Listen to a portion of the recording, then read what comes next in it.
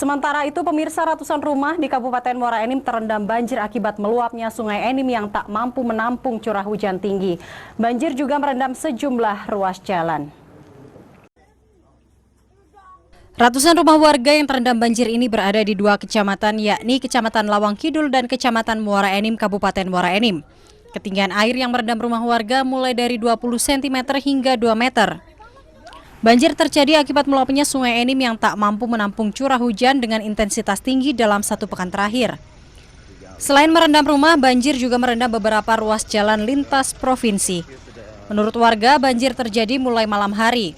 Warga yang rumahnya terendam banjir berusaha menyelamatkan barang-barang mereka. Badan Penanggulangan Bencana Daerah Kabupaten Muara Enim berusaha membantu warga untuk mengungsi.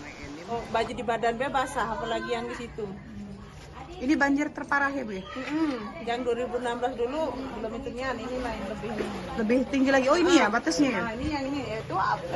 Ini batas ketinggian Batas ya? ketinggian ya, guys. Ini hari tadi ya? Ya. Oh.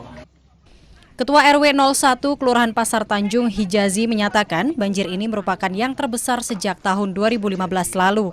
Sampai di Kelurahan Pasar Tanjung ini, itu sekitar ribuan rumah yang rata-rata berada di tempat yang rendah.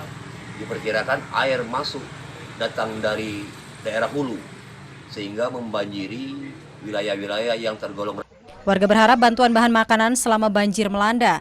Badan Penanggulangan Bencana Daerah Muara Enim meminta warga tetap mewaspadai banjir susulan mengingat curah hujan masih cukup tinggi dalam 1 pekan ke depan.